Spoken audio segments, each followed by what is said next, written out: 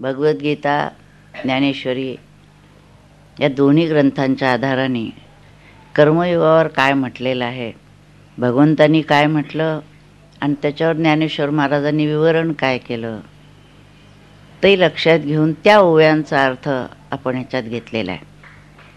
मूळ ज्ञानेश्वरी समोर नसली आणि कळली नाही आणि नुसत्या या ओव्यांचा अर्थ बघितला तरी देखील आपल्याला त्या अध्यायामध्ये काय सांगितलं आहे ते लक्षात येईल.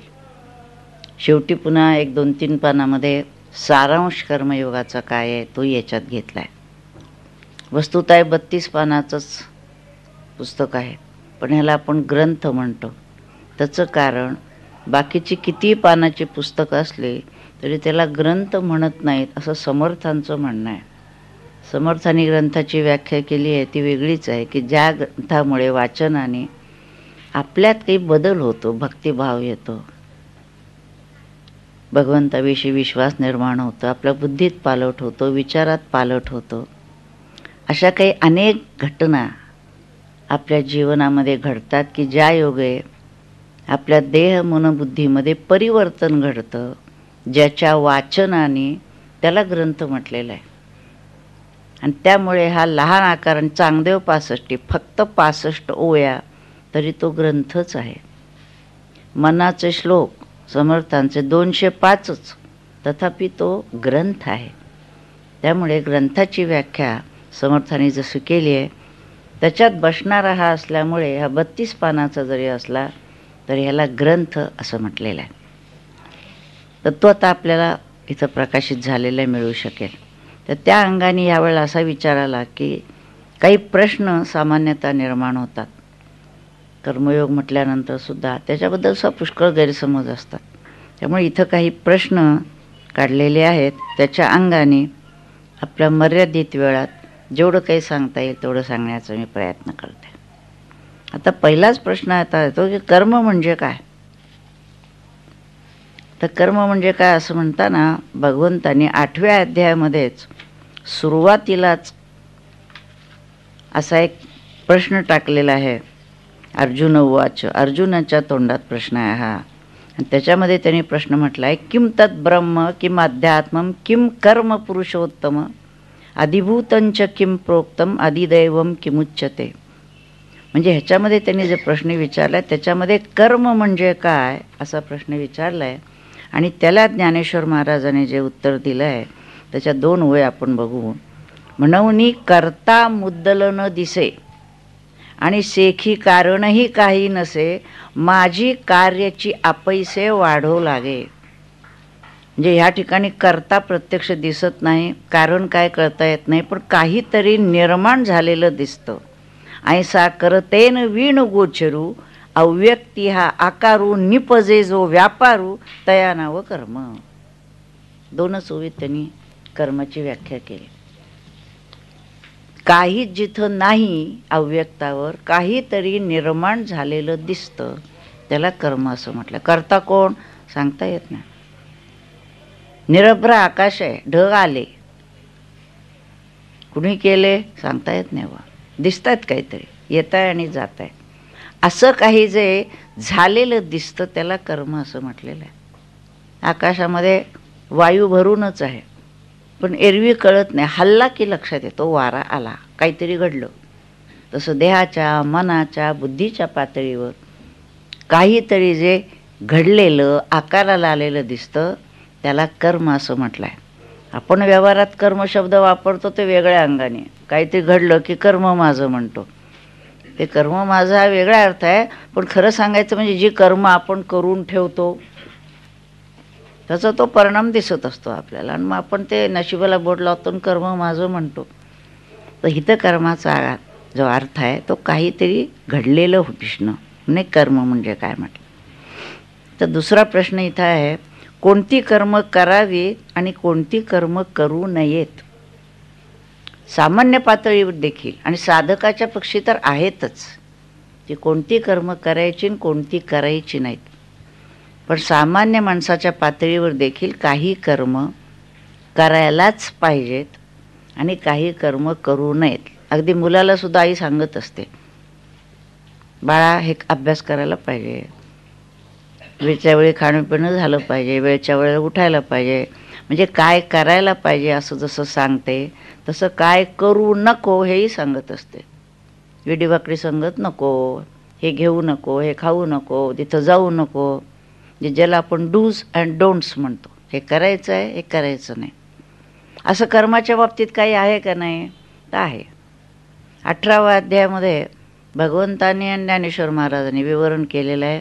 त्याच्यात म्हणतात 4 प्रकारची कर्म आहेत: नित्य, नैमित्तिक, काम्य आणि निषिद्ध. त्यापैकी काम्य आणि निषिद्ध कर्म ही करायचीच नाहीत. म्हणजे त्याच्यामध्ये काम्य निषिद्ध कर्माचाच संन्यास करायला सांगितले. पुष्कळ वेळा कर्मसन्यास याचा अर्थ देखील विपरीत घेतला जातो आणि कर्माचा संन्यास करायचा आहे म्हणतं. कर्माचा संन्यास कसा करणार? देह आहे तोवर कर्म करायलाच पाहिजे. मग कशाचा संन्यास करायचा? तर ही जी काम्य आणि निषिद्ध कर्म आहेत त्या कर्माचा पूर्णतः संन्यास करायचा. आणि नित्य नैमित्तिक कर्म जी आहेत ती करायची आहेत, पण त्यांच्या कर्मफलाचा त्याग करायचा. आता काम्य निषिद्ध म्हणजे काय? कामना वाढवणारी कर्म. एक कर्म केलं की त्याच्यातून आणखीन कामना वाढते, आणखीन वाढते, वाढतच जाते. म्हणजे वास्तविक एखादं झाल्यानंतर तिथं चांगलं आहे, ठीक आहे, समाधान मानावं असं नाही आहे. तृष्णा वाढत जाते, आशा, तृष्णा. आणि मग एका पाठोपाठ एक सुरू होतं त्याच्यामध्ये. ते नाही प्राप्त झालं की क्रोध, मग द्वेष, त्वेष, मत्सर वाढत चालले विकार. आणि कुठपर्यंत? प्रणश्यती, नाश होईपर्यंत. त्यामुळे अशी जी काम्य कर्म आहेत ती करायचीच नाही आहेत. आणि काही निषिद्ध कर्म आहेत. कुठल्याही व्यसनामध्ये सापडायचं नाही. वस्तुतः चहा देखील व्यसनातच येतो, पण आता तो आपल्या वळणी पडल्यामुळे त्याला हल्ली व्यसन समजत नाहीत. पण तो वस्तुतः चहा देखील व्यसनच आहे. ते काय नैसर्गिक पेय नव्हे. पाणी, दूध नैसर्गिक पेय आहेत. स्वरूपानंद चहा पित होते का? नव्हते. माधवनाथ चहा पित होते का? नव्हते. मग काही मंडळी म्हणतात, अहो चहाचं काय, राग लोप टाकूया, चहा असला म्हणून काय बिघडलं. त्याच्या उलट आम्हाला असं वाटतं चहा सुद्धा सुटत नाही, मग काम क्रोध काय सुटणार? चहा सुद्धा. पण काही मंडळी म्हणतात एक वेळ ते सोडू, पण चहा सोडणं अवघड आहे. आणि भगवंताचा एक श्लोक आलाय ना, सर्वस्व चाहम हृदय सन्निविष्टो. म्हणजे स्टो सकट चहा आलेला आहे, गीतेतच आलेला. मग आता नको का आपण प्यायला? तर तसा त्याचा अर्थ नाही. ते च अहम वेगळ्या अर्थाने आहे. तर आता निदान 4 वेळा पित असेल तर थोडा कमी करावा, थोडा कमी करावा. पण आम्ही म्हणतो ठीक आहे, स्वामीजी म्हणायचं तसं. मी जर ठरवलं इथं की चहा पिणाऱ्याने येऊ नये, तिथं माझ्यासमोर कोणी दिसणारच नाही म्हणून एकटा मीच असेन बहुतेक. तर असं त्याचा अर्थ नाही. साधकाच्या पक्षी हळूहळू हळूहळू अनावश्यक गोष्टी कमी करत आलं पाहिजे. आवश्यकता आहे का याची? जेवण सोडायला कोण सांगत नाही. साधं जेवण जे आहे घ्यायला पाहिजे, पण त्याच्यामध्ये जे काय फार जिभेच्या अधीन होणं आहे ते साधकाच्या पक्षी उपयोगी नाही आहे. त्यामुळे काम्य आणि निषिद्ध कर्माचा संन्यास सांगितला. आणि नित्य नैमित्तिक कर्म याचा अर्थ नित्याची आपल्या वाट्याला आलेली कर्म, ज्याला विहित कर्म म्हणतात, स्वधर्म कर्म असं म्हटलेलं आहे, ती कर्म. मग अगदी घरचा स्वयंपाक करण्याचं काम असो, कॉलेजमध्ये जाऊन शिकवण्याचं काम असो, डॉक्टरने ऑपरेशन करण्याचं काम असो, किंवा पंतप्रधानांनी राज्य चालवायचं काम असो, त्यांनी जे कर्म स्वीकारलेलं आहे ते त्यांचं विहित कर्म आहे. स्वीकारताना आपली आवड, आपली पात्रता, आपली क्षमता, ज्याच्यामध्ये आपल्याला काही ज्ञान आहे, अशा सगळ्या गोष्टी बघून आपण ते काम निवडावं. आणि एकदा निवडलं म्हणजे ते इमाने इतबारे, तन मन धनाने उत्तम प्रकाराने करायचं आहे. अशी नित्य कर्म आहेत. आणि नैमित्तिक कर्म याचा अर्थ मधून मधून येणारे सणवार आहे, लग्न कार्य आहेत, काही सण समारंभ आहेत, हे योग्य करायचे, काही रोज करायचे नसतात पण करायचे. काही देवाचे उत्सव असतात, काही आपण करतो, देवाची प्रतिष्ठापना करतो, पूजा अर्चा करतो. पण पूजा अर्चा, ध्यानधारणा हे आपलं नैमित्तिक कर्म कधीतरी करायचं. आणि जेवण मात्र नित्य कर्म असा त्याचा अर्थ नाही. ध्यान नाम हे नित्यकर्मात घालायचं, जे रोज तेवढं व्हायलाच पाहिजे. तेवढं झाल्याशिवाय बाहेर नाही. सकाळी उठलं की तेवढी ध्यानधारणा व्हायला पाहिजे. कारण इथं बहुतेक सगळी मंडळी अनुग्रहित आहेत, साधक आहेत, साधना करणारी आहेत, आणि त्यामुळे त्यांनी आपल्या नित्यकर्मामध्ये ध्यान हे आलंच पाहिजे. कमी जास्त वेळ ज्याच्या त्याच्या ह्याच्याप्रमाणे त्यांनी ठरवावा. पण अगदीच आपलं 5 मिनटं आपलं केल्यासारखं करायचं तर प्रगती होणार नाही. मुलांनी जसं आईला सांगितलं 5 मिनटं अभ्यास केला, झालं का नाही आता मी, पुरे का नाही? ताई म्हणलं कसं पुरेल? मग तसं परमहंस म्हणतो ध्यान 5 मिनटं करून कसं पुरेल? प्रगती जर हवी असेल तर दिवसेदिवस वाढलं पाहिजे, त्याच्यातली एकाग्रता वाढली पाहिजे. त्यामुळे नित्य नैमित्तिक कर्माचा फलत्याग, आणखी काम्य निषिद्धाचा संन्यास. दुसऱ्या प्रश्नाचं मी थोडक्यात उत्तरं देते. स्वधर्म आणि परधर्म यातील फरक काय? ह्याच्यामध्ये जो श्लोक आहे, स्वधर्मे निधनम श्रेया परधर्मो भयावहा असं म्हटलं आहे. तर पुष्कळ वेळा स्वधर्म याचा अर्थ किंवा धर्म याचा अर्थ रिलिजन म्हणून घेतला जातो. तसा इथं अर्थ नाही आहे. इथं स्वधर्म याचा अर्थच आत्ता सांगितल्याप्रमाणे आपल्या वाट्याला आलेलं कर्म. आणि याच्यावर ज्ञानेश्वर महाराजांनी विस्तृत ओव्या घेतलेल्या आहेत की जे आपलं कर्म आपण स्वीकारलेलं असेल ते स्वधर्मच करायचं आहे. परधर्मो भयावहा याचा अर्थ दुसऱ्याचं जे कर्म आहे ते आपण बलात्काराने घ्यायचं. कारण आपलं कर्म जे आहे त्याच्यामध्ये आपल्याला अवघड वाटलं काही तर ह्याच्यापेक्षा त्याचं बरं असं वाटतं. तसं 2 भगिनी असतील, एक नोकरीला जात असेल आणि घरचं काम करत असेल तर गृहिणीला वाटत असतं ते नोकरी करणाऱ्याचं बरं आहे आपलं, दिवसभर आपल्या ऑफिसमध्ये जाऊन बसायचं, आम्हाला मात्र इथं दिवसभर रांधावाडा उष्टी काढा काम करायला लागतं, त्याच्यापेक्षा तिचं बरं आहे असं नाही. आणि तिला वाटत असतं ह्यांचं आपलं बरं आहे, घरी दुपारी झोपा काढायच्या, आम्हाला मात्र ऑफिसमध्ये यावं लागतं, आपल्या वरच्या अधिकाराची बोलणी खावी लागतात, अमकं करावं लागतं वगैरे. म्हणजे जे आपल्या वाट्याला आलं आहे त्याच्याबद्दल असंतोष आणि दुसऱ्याचं बरं आहे असं वाटणं, इथंच विचारांचा गोंधळ आहे. स्वीकारताना मनापासून स्वीकार, एकदा स्वीकारलं ना ते, आणि मग भगवंतानी आपल्याकडे ते सोपवलेलं आहे असं लक्षात घेऊन ते कर्म उत्तम प्रकाराने व्हायला पाहिजे. मग ह्याच्यामध्ये परधर्म याचा अर्थ मी आता सांगितलं तसं आपलं कर्म कुठलं, दुसऱ्याचं कर्म कुठलं, ह्यातला फरक लक्षात घ्या. तर साधनेची सुरुवात कर्माने होते म्हणजे काय? आता पहिल्यांदा आपण समजून घेऊया साधना याचा अर्थ काय आहे.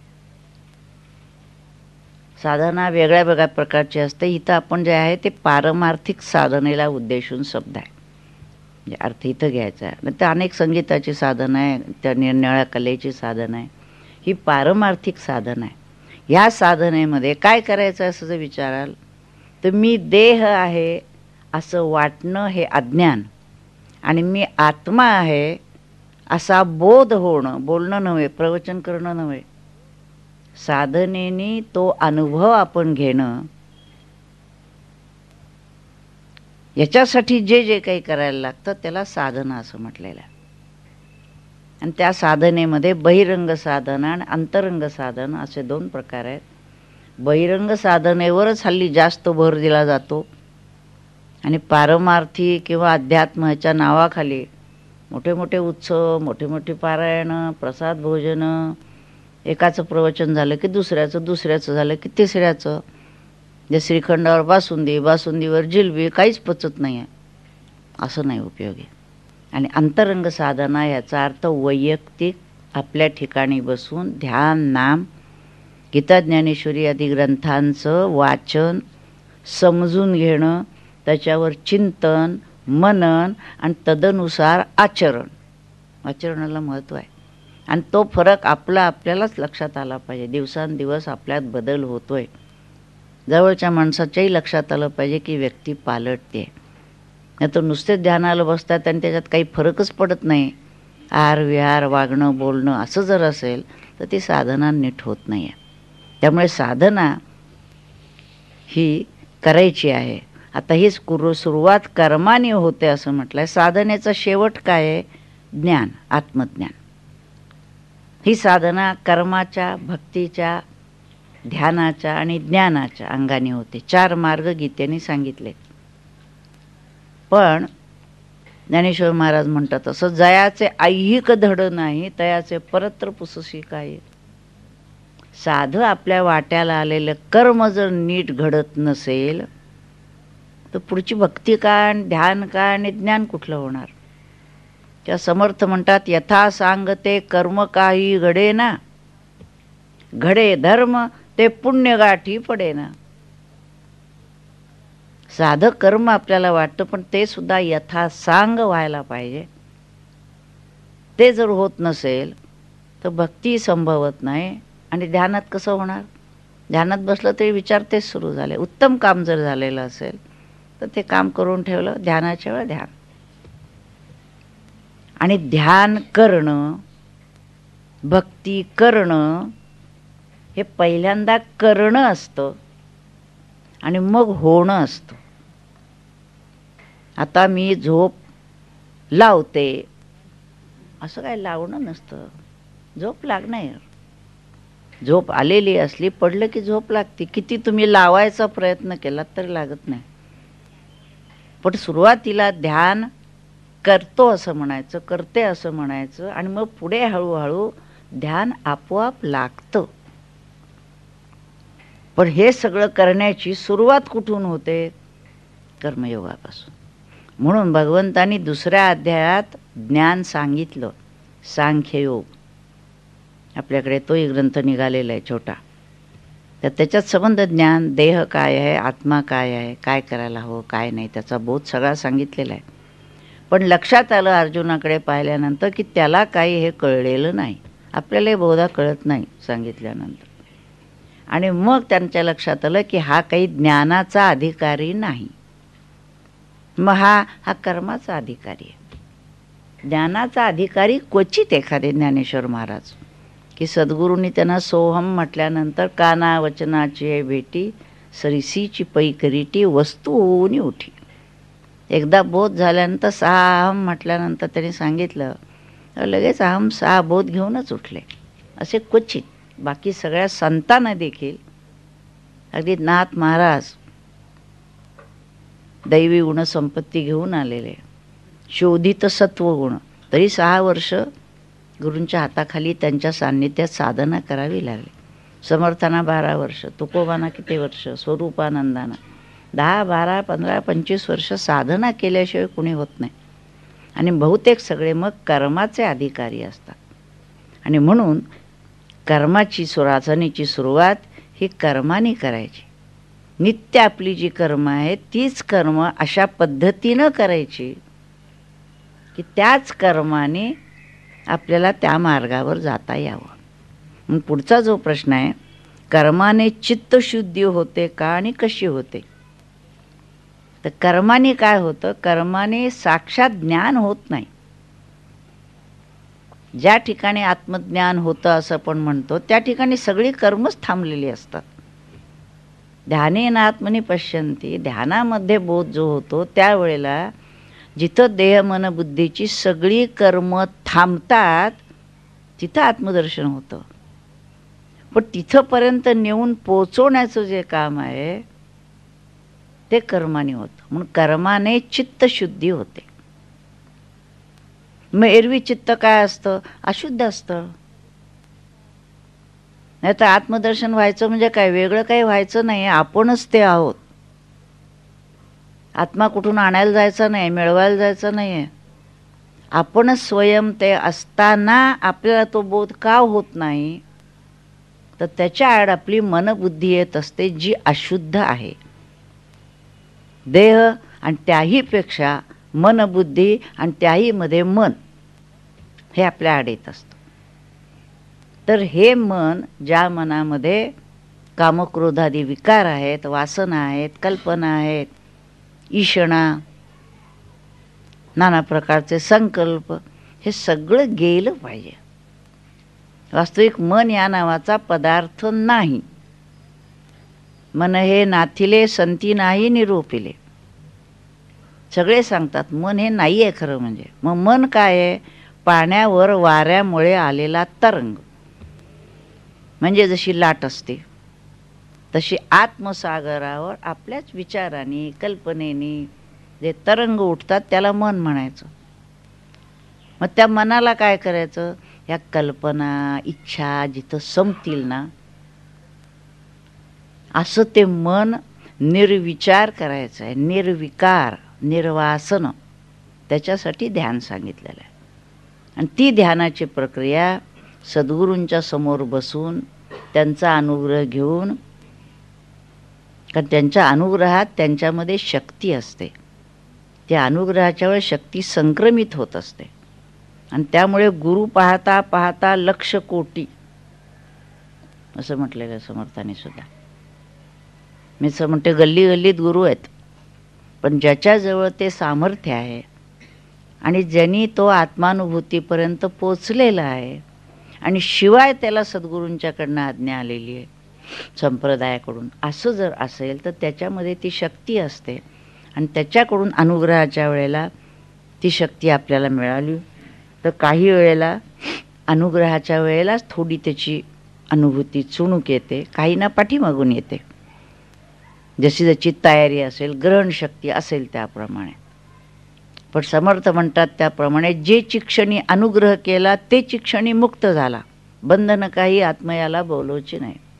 ज्या क्षणाला अनुग्रह होतो त्याच क्षणाला सद्गुरू त्याचा मार्ग मोकळा करून देतात, त्याला साधनेची दिशा सांगतात, कुठं पोचायचं आहे ते सांगतात. पण ज्याची ज्याची तयारी जशी असेल त्याप्रमाणे तो त्याची साधना करत जातो. सगळ्यांचा काय वेग एकच नसतो. वर्गात सगळ्या मुलांना शिकवलं तरी एखाद्याला ग्रहण एकदा सांगितल्यानंतर होतो, एखाद्याला दोनदा, एखाद्याला तीनदा, एक पाठी, दोन पाठी, तीन पाठी म्हणतात. आणि एखादा टिवल्या बावल्याच करत बसत असतो, तो त्याच वर्षामध्ये 2-5 वर्ष बसतो पण पुढे जातच नाही. जशी काही मंडळी उत्तम सद्गुरू असले तरी त्यांचा अनुग्रह घेतला असं म्हणतात पण करतच नाहीत काय पुढं. असं जर झालं तर सद्गुरू काय करणार. म्हणून समर्थाने स्पष्ट म्हटलंय, सद्गुरू सत्शिष्य. म्हणजे त्यांनी जसं म्हटलंय, जमीन पाहिजे सुपीक, त्याच्यामध्ये बी चांगलं पडलं पाहिजे, त्याला पावसाचं पाणी मिळालं पाहिजे आणि त्याला राखण घातली पाहिजे. अशा तऱ्हेनं आपल्याला सद्गुरू पाहिजेत, सत्शिष्य पाहिजेत, त्यांनी साधना करायला पाहिजे, बाजूचं कुंपण पाहिजे, म्हणजे पथ्य पाळलं पाहिजे. ज्याने रामनाम घ्यावे त्याने पथ्य सांभाळावे. नाही तर काही खातायत, काही पितायत, कुठेही जातात आणि मी साधना करतोय असं जर म्हणत असेल तर चित्तशुद्धी होणार नाही. डॉक्टरांचं औषध चालू आहे आणि काही खातायत, आजार कधी बरा होईल, कधीच होणार नाही. असं हे सगळं जर करत असेल, बाहेरचं काय नाही, टिळा माळा घातल्या का कपडे बदलले ह्याला महत्त्व नाही आहे. काही अंतरंगात काय आहे, साधनेमध्ये आत काय आहे बघायला पाहिजे. बाहेरच्या गोष्टी गौण आहेत. त्यामुळे ही अंतरंग साधना जर होत असेल, सद्गुरू तसे भेटले असतील तर ते मार्ग दाखवतात. आणि महा जीव पक्षी जो सोन्याच्या पिंजऱ्यात सापडलेला आहे आणि तिथंच बसलेला आहे, ती जी नळी असती ना त्याला धरून बसतो, तसं आपणही आपल्या देहाला आणि संसाराला धरून बसतो आणि मुक्ती हवी म्हणतो. कशी मुक्ती मिळणार, धरलंय त्याला, पैसा मानमरातब इस्टेट घरदार ममत्वानी सापडलेला आहे. आता ते सोडून त्यांनी बाहेर झेप मारली पाहिजे. ह्याचा अर्थ संसार सोडायला पाहिजे असं नाही, संसारात राहूनच ममत्व टाकून त्या जीवाने झेप घेतली पाहिजे. त्याच्यासाठी ध्यानाची साधना आहे. आणि ध्यानामध्ये मन उन्मन झालं, चिदाकाशात लीन व्हायला लागलं की हळूहळू मन शुद्ध व्हायला लागतं. म्हणून कर्माने जर काही होत असेल तर चित्त शुद्धी होते आणि शुद्ध चित्तातच भक्ती ज्ञानाचा उदय होतो. खरी भक्ती तेव्हा होते. आता आपण जी भक्ती म्हणतो ना, ती कर्मकांडाच्या अंगाने जी भक्ती केली जाते ती भक्ती नसतेच. बहुतेक भक्ती संसारासाठी असते. भगवंता जरा बघा जरा आमच्या संसाराकडे, हां, कोणी आजारी आहे, कोणाची परीक्षा पास व्हायची आहे, कोणाचं पटत नाही आहे घरामध्ये, तेव्हा जरा बघा तिकडे. भगवंत म्हणतात संसार तुमचं तुम्ही करायचं, बुद्धी दिली आहे ना, शक्ती दिली आहे ना, ते तुम्हीच निस्तरायचं. भगवंताकडे कसं जायचं तो मार्ग सद्गुरू दाखवतात. त्यामुळे त्या दिशेनं कसं जायचं हे सांगणारे सद्गुरू असतात. बाकीच्या गोष्टी ह्या ज्याच्या त्याच्या कुवतीप्रमाणे त्यांनी आपल्या बुद्धीनं सोडवायचे प्रश्न आहेत. म्हणून इथं त्यांनी काय म्हटलंय, कर्माने चित्तशुद्धी होते का, तर होतेच, फक्त कर्म योग्य प्रकारे केलं पाहिजे. लक्षात असं घ्यायचं, उदंड कर्म करणं म्हणजे कर्मयोगी नव्हे. तशी उदंड कर्म करणारी पुष्कळ मंडळी आहेत. सकाळी उठल्यापासून संध्याकाळपर्यंत रात्री 11 काय करतायत, कर्म सुरू आहे. मग ते कर्म म्हणजे आता मी म्हटलं त्याप्रमाणे कर्म माझं असं ते कर्म होत राहतं. ते खऱ्या अर्थाने कर्म ठरत नाही, त्यांनी चित्तशुद्धी होत नाही. ते कसं होतं ते पुढच्या प्रश्नात येईल सांगेल. तरी कर्माची चित्तशुद्धी म्हणजे मी आता सांगितलं तसं योग्य प्रकाराने कर्म करत गेलं आणि त्या कर्माची हातवटी साधली त्याला, तर कर्माने शुद्धी होते.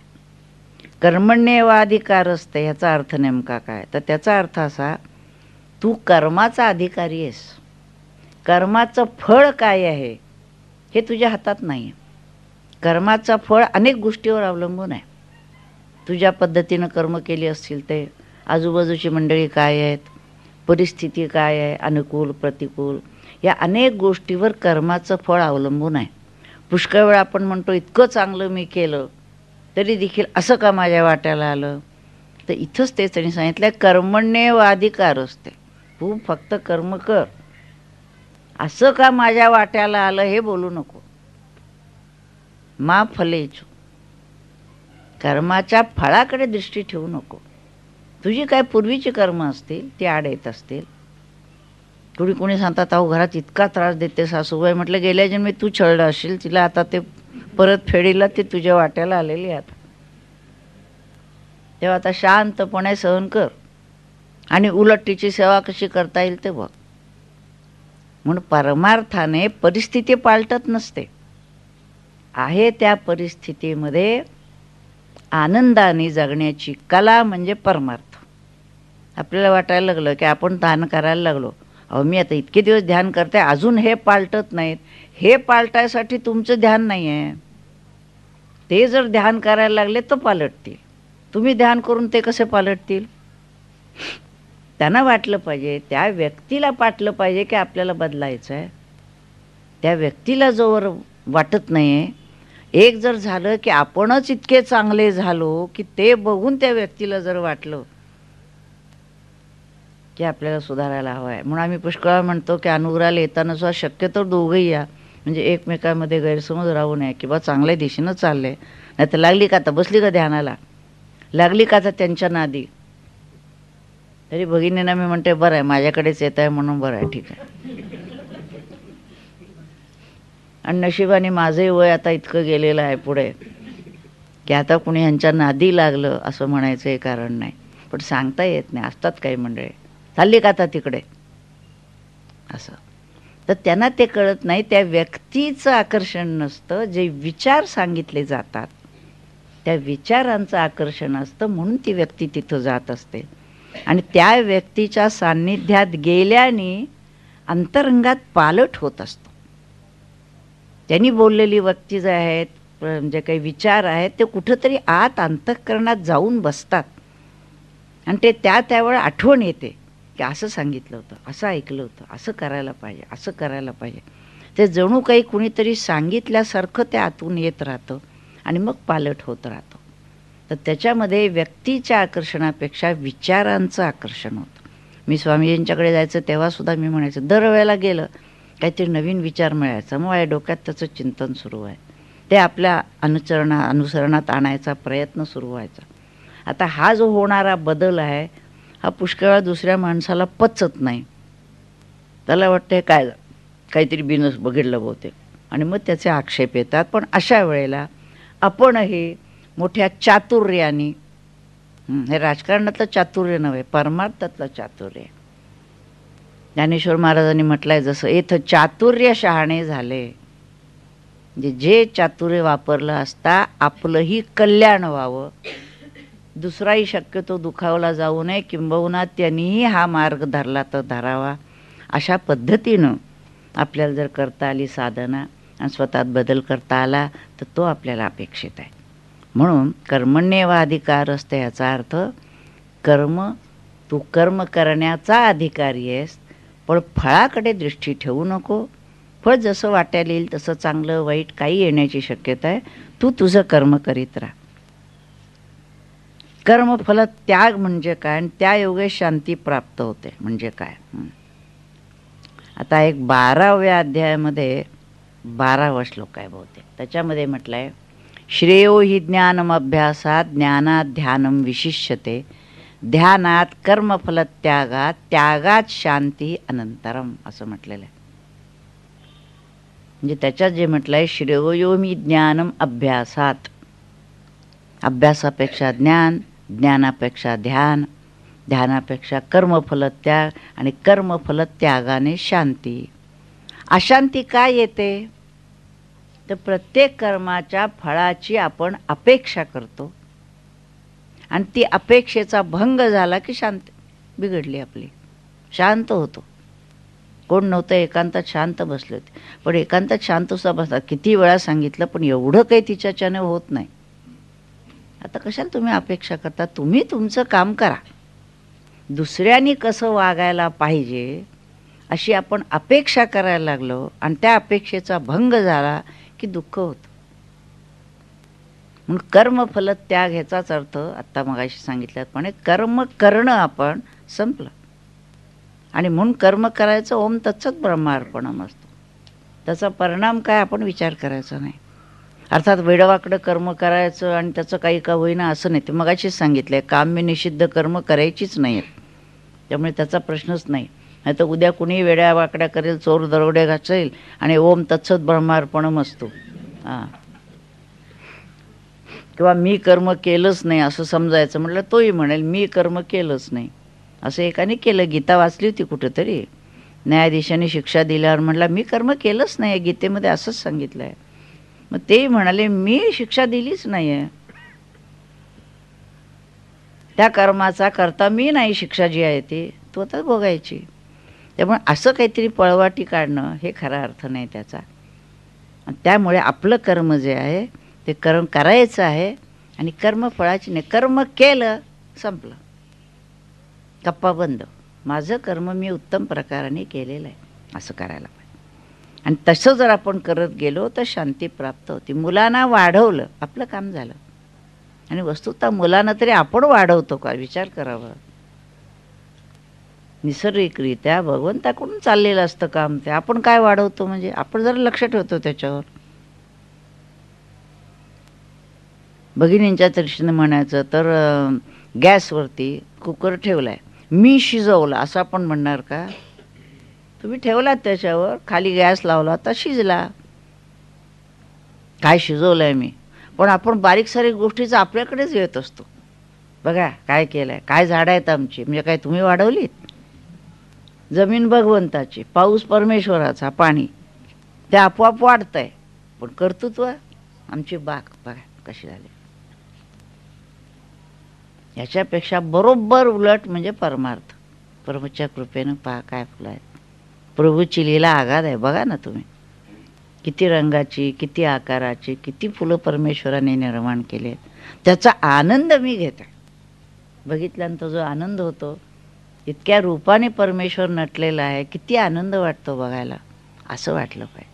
आपण कोण करणार आहोत याचा अर्थ असा आपण काय करणार मग झोपूया झालं असंही त्याचा अर्थ नाही की आपण जर करणारच नसलो काही तर मग कशाला कष्ट करा, तो करतोय तो करू दे, असा त्याचा अर्थ नाही. तुझ्या वाट्याला आलेलं कर्म तू कर बस, हे लक्षात घ्यायचं. म्हणून तशा तऱ्हेनं जर आपण केलं तर शांती प्राप्त होते. सहजच एक अंडरस्टँडिंग येतं, प्रत्येक गोष्टीचं अंडरस्टँडिंग असं येते की आपण हे असं असं करायचं, बस संपलं. असं मनातून यायला लागलं की मग शांती आपोआपच प्राप्त होते.